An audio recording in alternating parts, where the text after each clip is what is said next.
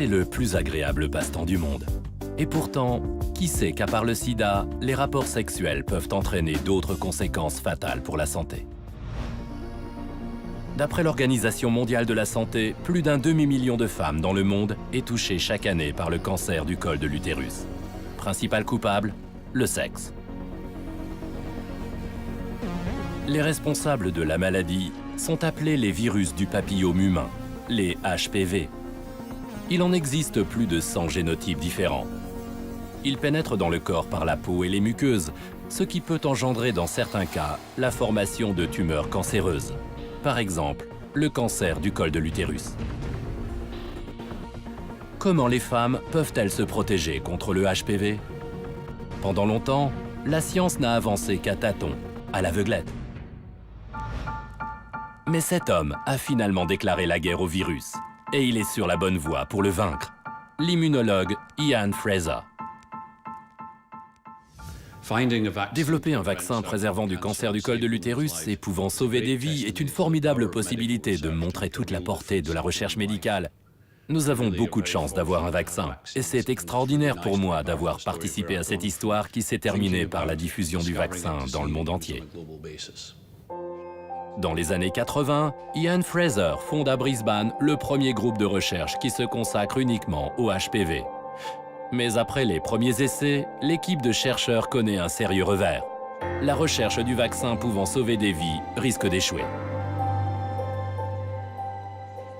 Normalement, les vaccins sont développés en laboratoire, mais le virus du papillome humain était trop instable pour être produit in vitro, et nous ne savions pas le moins du monde sur quelle voie continuer.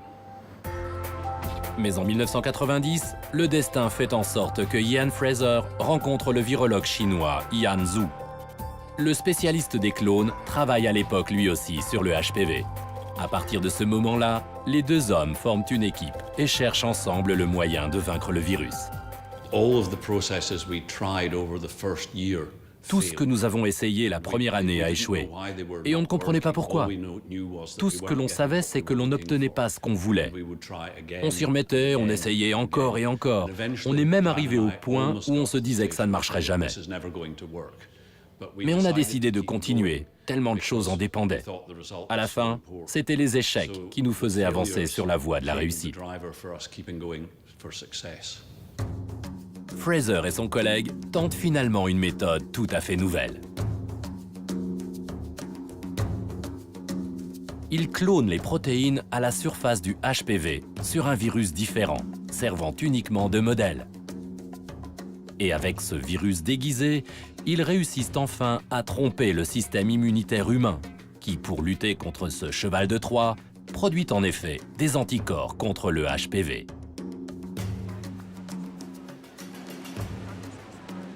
C'était extraordinaire de se rendre compte qu'on avait découvert quelque chose qui pouvait protéger contre le cancer du col de l'utérus, mais on pouvait imaginer toute la portée que ça allait avoir. Depuis que le vaccin a été breveté, 125 millions de doses ont été administrées dans plus de 100 pays. Il doit être injecté aux femmes jeunes, idéalement avant le début de l'activité sexuelle.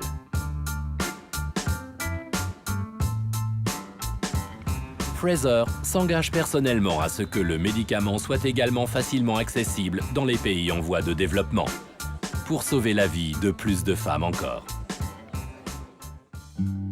Le médicament continue sa conquête, mais en 1999, le destin frappe. L'ami et le collègue de Fraser, Yan Zhu, meurt subitement. Sa femme est restée une amie fidèle de Fraser. Dès le début, elle avait été assistante dans l'équipe des deux chercheurs. 20 ans plus tard, je me promène dans un centre-ville très vivant. Des enfants jouent, viennent vers moi. Ma sœur est à côté de moi. Si nous n'avions pas ce vaccin, tout serait peut-être différent. Ces enfants ne seraient peut-être pas là.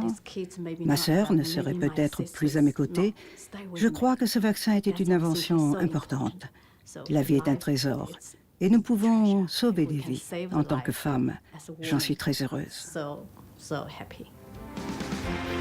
Pour l'invention de ce vaccin miraculeux, Fraser et son collègue décédé seront peut-être honorés de la plus haute distinction dans le domaine scientifique, le prix de l'inventeur européen dans la catégorie pays non européens. Ce trophée sera remis pour la 10e fois et la remise du prix se déroulera cette année à Paris. Je suis heureux d'être nominé pour ce prix. Ça me donne la possibilité de raconter comment l'Australie et l'Université de Queensland ont participé au développement du vaccin, et je peux aussi raconter l'histoire de Yan Zhu et de son travail si important. C'est l'histoire d'une invention de génie, l'histoire de milliers de vies sauvées. Et c'est l'histoire d'une amitié entre deux brillants scientifiques.